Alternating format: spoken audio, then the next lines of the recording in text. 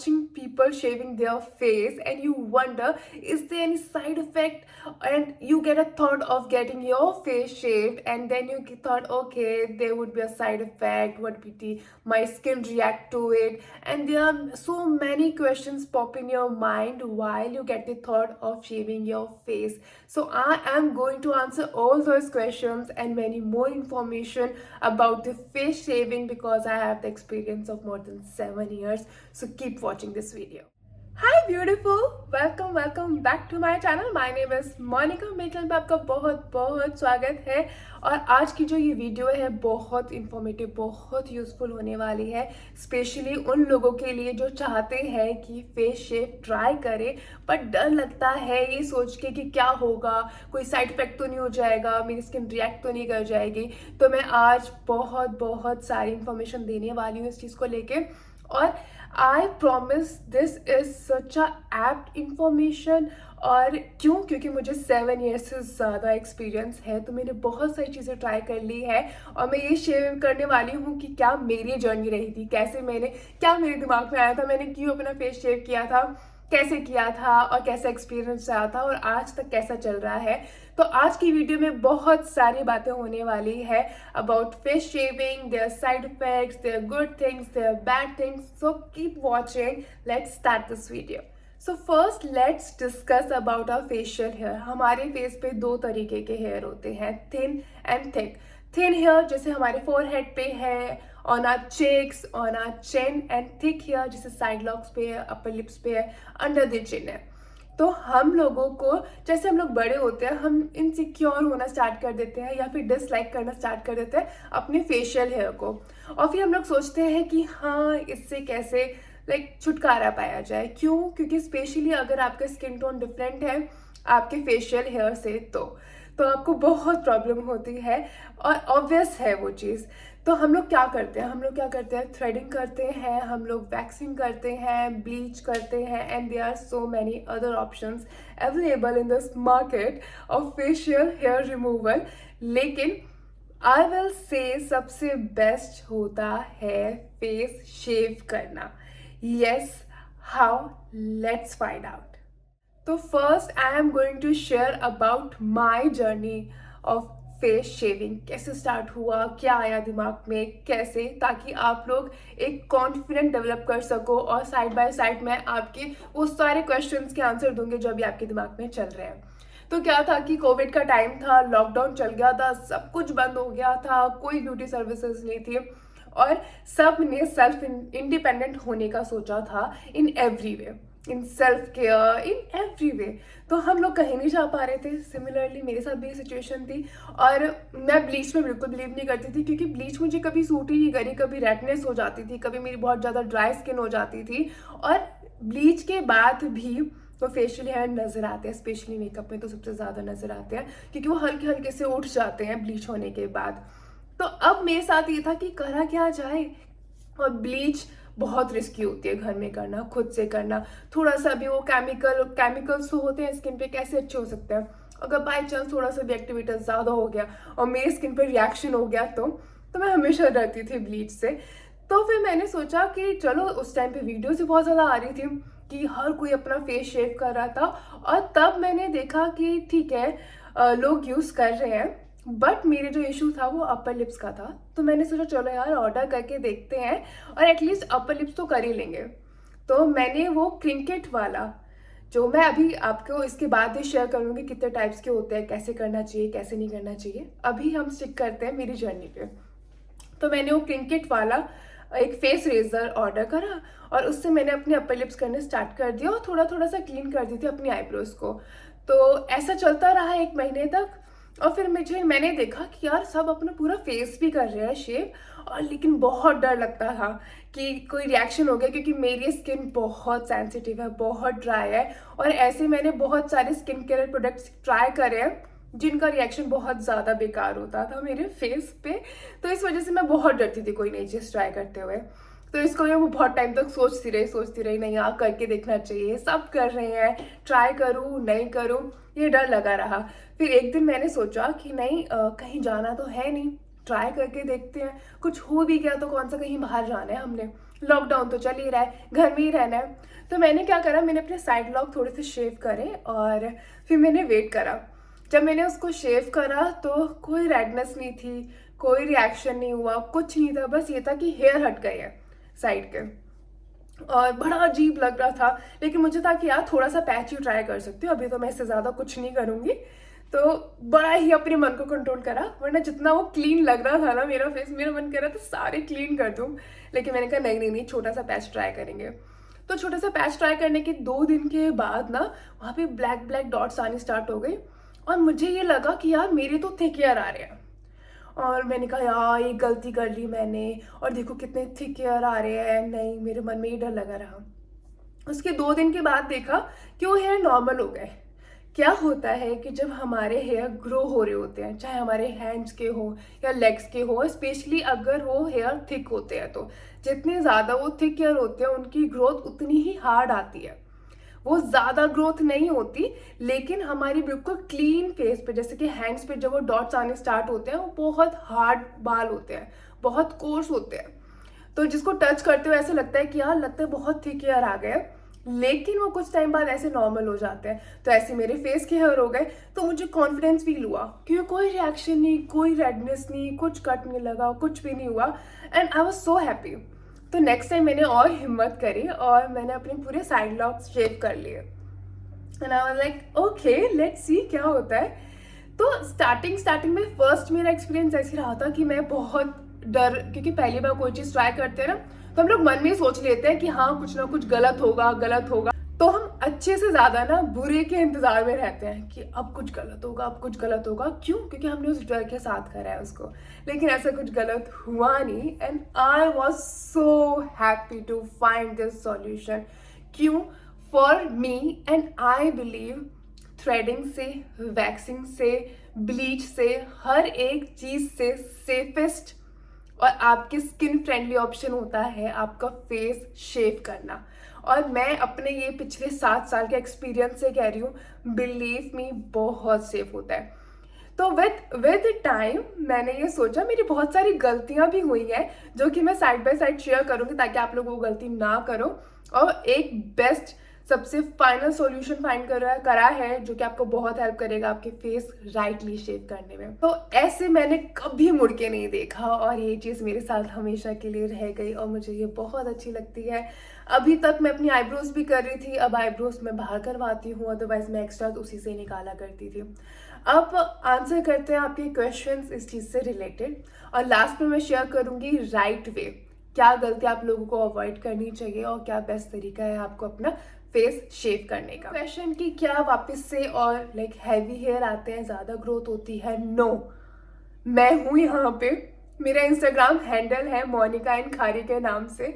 मुझे आके बताना अगर ऐसा कभी भी हो। नहीं होता, मतलब मुझे पता है आई एम हेयरी, मेरे पास ऐसा नहीं है मैं बिल्कुल ही बोल दूँ नहीं मेरे को हेयर ग्रोथ नहीं है, आई एम। और मेरी बहुत सेंसिटिव स्किन है, ड्राई स्किन है। अगर मेरे ऊपर कोई चीज़ सूट कर रही है तो मैं ये बोलूँगी 99% लोगों के ऊपर सूट करेगी ही करेगी। तो इसलिए मैं लिख के दे रही हूँ, कोई ज़्यादा हेयर ग्रोथ नहीं होती। जो आपके हेयर है, देखो मैं कर रही हूँ 7 साल से, तो जो आपके हेयर है उतने ही रहते हैं, बस वो हमारे मन का वहम होता है, हमें ऐसा लग रहा होता है कि और ज़्यादा आ रहे हैं या नहीं। और बाहर कर सकते हैं वो आप पे डिपेंड करता है। मैं ट्वाइस इन अ मंथ करती हूँ, मैं अच्छे से आने देती हूँ ग्रोथ को, फेस शेव करती हूँ। अगर आप चाहते हो कि हाँ आप एवरी वीक भी कर सकते हो, एवरी सेकेंड डे भी कर सकते हो, कोई परेशानी वाली कोई दिक्कत परेशानी नहीं है।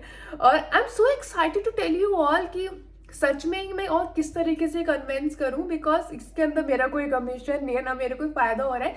लेकिन हाँ, मुझे ये जो मेथड मैंने फेस के हेयर हटाने का अडॉप्ट करा है ना, ये सच में बहुत यूज़फुल है, इसलिए मैं आप लोग को कन्विंस कर रही हूँ। नहीं होते, सनबर्न होता है, कहते हैं कि हमारे जो ये हेयर है वो हमें सन की डैमेज जो रेज होती हैं जो हमारी स्किन को डैमेज कर सकती है उससे प्रोटेक्ट करते हैं। तो अगर वो ही हट जाएंगे तो कैसे होगा?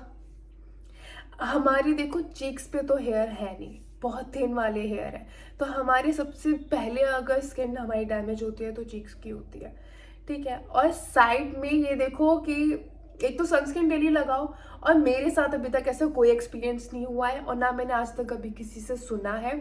बस ये वो चीज़ें हैं कि जब हम लोग बैठते हैं ना, ये सोचते हैं कि सर्च करते हैं चलो फेशियल हेयर रिमूव करने से क्या फ़ायदे हैं क्या नुकसान है, तो उस चीज़ में साइड इफ़ेक्ट्स में आता है, लेकिन कभी किसी ने ये नहीं बोला है कि शेव करने के बाद उनको टैनिंग हो गई या फिर सनबर्न हो गया। नहीं, ऐसा कभी नहीं हुआ, ये नॉर्मल है। अगर आप फेस रिमूव भी नहीं करोगे ना फेस के हेयर, वो फिर भी सनबर्न हो सकता है। हेयर से कोई लेना देना नहीं है। हाँ, कुछ लोग ये सोचते हैं कि हाँ अगर हम लोग वैक्सिंग नहीं करेंगे, हेयर नहीं हटाएंगे तो हमें सनबर्न नहीं होगा। ऐसा कुछ नहीं होता। क्या होता है कि वो थोड़ा बहुत प्रोटेक्शन होती है, लेकिन अगर ज़्यादा एक्सपोज हो गए सन से तो ऑब्वियसली सनबर्न होगा इन एनी केस, चाहे फेशियल हेयर है या नहीं है। तो सिंपल मैं अपने 7 साल के एक्सपीरियंस में कह रही हूँ, क्योंकि यहाँ पे ऑस्ट्रेलिया में बहुत हार्श सन होता है, बहुत डायरेक्ट सनलाइट होती है, और मेरे साथ अभी तक ऐसा एक्सपीरियंस नहीं हुआ। लेकिन हाँ, अगर सनबर्न होता है तो सबसे पहले चीक से स्टार्ट होता है, क्योंकि यहाँ की हमारी सॉफ्ट स्किन होती है और यहाँ पे हमारे कोई हेयर नहीं होते। तो इसलिए मैं आपको ये प्रूफ के साथ कह रही हूँ कि नहीं, कोई भी ऐसा सनबर्न वाली ऐसी कोई चीज़ नहीं होती। क्या रिएक्शन, क्या एक्ने और आ जाते हैं? हाँ, इन सम केसेस अगर आपको ऑलरेडी एक्ने है तो इसका मैं हाफ पार्ट नेक्स्ट में करूँगी शेयर, क्योंकि जब मैं ये बता रही होंगी do and don't while shaving your hair. और क्वेश्चंस, अगर आपके और कोई क्वेश्चंस हैं तो आप कमेंट बॉक्स में कमेंट करके पूछ सकते हैं। I be happy to answer it. अब आगे चलते हैं right way to shave your face, do's and don't while shaving your face. So first thing is be confident, be happy and feel like okay I'm doing the right thing। डर के मत करो, ठीक है। अगर सिर्फ 2 केसेस में आपको शेव बिल्कुल नहीं करना है, अगर आपकी एक्टिव एक्ने है तो। एक्टिव एक्ने मीन्स जो बम्पी है। एक्ने के 3 स्टेजेस होते हैं। जब एक्ने निकलने वाला होता है, वो बिल्कुल फुल होता है, उसके फेस थोड़ा बम्पी होता है, मोटा होता है। और थर्ड होता है जब वो जा रहा होता है। तो जब वो पूरा बम्पी होता है तब बिल्कुल भी फेस शेव मत करो, उसको टच मत करो। अगर आप एक्ने प्रोन स्किन पे शेव करोगे तो जहाँ जहाँ पे आपने वो शेविंग रेजर वाला वो टच करा हुआ है ना, वो पूरे फेस पे हो जाएगा। तो अगर आपकी एक्टिव एक्नीज है, ऑलरेडी स्किन कुछ प्रॉब्लम हो रखी है, तो please please do not shave your face. मैं अगेन अगेन रिपीट कर रही हूँ, इन दीज केसेस कि अगर आपको ऑलरेडी कोई स्किन प्रॉब्लम हो रखी है, एक्टिव एक्नेस है, तो प्लीज़ डू नॉट शेव। बस यही लिमिटेशंस हैं। सेकेंड थिंग इज कि कुछ लोग ऑयल लगाते हैं, कुछ लोग मॉइस्चराइजर लगाते हैं, कुछ लोग जेल लगाते हैं। मैंने ये सब चीज़ें ट्राई करी हुई है, बट बेस्ट जो वर्क करता है वो होता है फेस वॉश। कि अपने फेस को गीला करो, फेस को गीला करने के बाद चाहे बॉडी लोशन लगाओ चाहे फेस वॉश लगाओ, लगाने के बाद हल्का सा रब करो, रब करने के बाद शेव करना स्टार्ट करो। क्यों? क्योंकि मैंने ऑयल यूज़ करके देखा उससे प्रॉब्लम होती है, मॉइस्चराइजर यूज़ करके देखा उससे प्रॉब्लम होती है। बेस्ट जो सूट करता है ना, और स्पेशली सेंसिटिव और ड्राई स्किन के लिए, वो फेस वॉश है। जो आप फेस वॉश यूज़ करते हो उसको पूरे फेस पे अप्लाई करने के बाद फेस शेव करना स्टार्ट करो। और अगर आपको लग रहा है कि वो ड्राई हो रहा है, बिल्कुल भी स्किन को ड्राई नहीं होने देना, तो वापस से अपने गीले हाथ करके अपने फेस को टच कर लेना है और फेस शेव करना स्टार्ट करना है। And always second thing is always shave your face in the direction of your hair growth. अगर वो नीचे की तरफ है तो नीचे की तरफ शेव करना है, और अगर वो ऊपर की तरफ है तो ऊपर की तरफ शेव करना है। Always shave your face in the direction of your hair growth. And third thing is position of your razor, कि ऐसे स्लांट होना चाहिए। स्लांट होके आपको नीचे करना है, सीधा नहीं करना, बिल्कुल भी नहीं करना, कट लग सकता है। Always slant. तो अगर आपको प्रैक्टिस करनी है तो आप अपने ऐसे हैंड्स के हेयर पे प्रैक्टिस करके देख सकते हो कि आप कैसे शेव करोगे, क्योंकि इससे आपको कॉन्फिडेंस बिल्ड होगा, तो आप इजीली अपना फेस का शेव कर पाओगे और कोई कट भी नहीं लगेगा। तो ये जो क्रिंकेट वाला होता है ना, कि जिसके अंदर जिग जैग वाली लाइन होती है, वो सबसे ज़्यादा सेफ होता है। तो मैंने अब इन 7 सालों में मैंने बहुत सारे एक्सपेरिमेंट भी करे हैं। तो इन एक्सपेरिमेंट में मैंने मिनीसो से एक बिल्कुल ऐसे ब्लेड वाला एक फेस रेजर लिया, जो कि बहुत बड़ी गलती थी। उससे बिल्कुल ऐसे फील होता है कि सच में हमने शेव कर लिया, लाइक मैनली वाला फील होता है। उससे कट लगने के ज़्यादा चांसेस होते हैं, उससे आपकी स्किन ज़्यादा डैमेज हो सकती है। क्यों? क्योंकि उससे सच में ही आपकी जो टॉप लेयर होती है वो डिस्टर्ब हो रही होती है, वो एक्चुअली में आउट आ रही होती है। तो ऑलवेज यूज दिस किंकेट वाला जिसमें वो जिगजैग वाली लाइंस होती हैं, ऑलवेज यूज दैट वन। और डायगनल, और जितने भी फाइन हेयर हैं सिर्फ वो ही शेव करने हैं। मुझसे ये गलती हुई थी कि मैंने आउट ऑफ एक्साइटमेंट कि यार ये वाले भी हटा देते हैं, और ये जो साइड में ये वाले हैं ना, नीट लुक आएगा, इसको भी हटा देते हैं, इसको भी हटा देते हैं, जो कि बहुत बड़ी गलती थी। ये वाले बहुत ही हार्ड बाल आए मेरे, बहुत ज़्यादा डॉटेड डॉटेड वाले आए, और इतना अनटाइडी लगता रहा जब तक यहाँ पे हेयर नहीं आए, बहुत बेकार लगता रहा। इसलिए हमेशा इस वाले हेयर को ऊपर होल्ड करके जितने हमारे बचते हैं उनको ही शेव करना है। ऐसे ही फॉरहेड के कि जितने हमारे थिक हेयर हैं उनको पीछे करके जितने हमारे फेशियल हेयर है सिर्फ उन्हीं को ही शेव करना है। तो हमें शेव करने के बाद क्या करना है? हमें शेव करने के बाद आइसिंग करनी है। डायरेक्टली मॉइस्चराइज मत करना, स्किन इरिटेट हो जाती है, इची हो जाती है। आइसिंग करने के बाद जब वो कूल डाउन हो गई है, या तो कोई कूलिंग जेल लगा लो, या कोई भी अच्छी कोई भी ठंडी चीज़ है उस चीज़ को लगा लो। नहीं है तो कोई भी एलोवेरा जेल का प्लांट है उसको फ्रिज में रख के फिर उसको ठंडा करके लगा लो। आपकी स्किन बहुत बहुत खुश रहेगी, कोई दिक्कत नहीं आएगी। तो पहले बात करते हैं क्या नुकसान है। अब भैया मैंने इतनी ज़्यादा तारीफ तो कर दिया, वैसे थोड़ी ना इसके कोई नुकसान ही नहीं होंगे। हाँ, नुकसान है कि कट लग सकता है।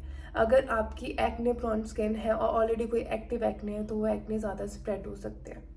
और अगर आप राइट वे से नहीं कर रहे, एवरी डे कर रहे हो, तो that will be very harsh for your skin.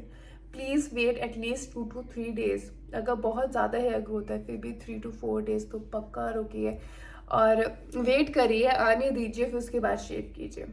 अब बात करते हैं बेनिफिट्स की। जैसे कि मैंने अपनी पहली वाली वीडियोस में बताया, मैं दोबारा रिपीट करना चाहूँगी क्या बेनिफिट्स होते हैं फेस शेव करने के।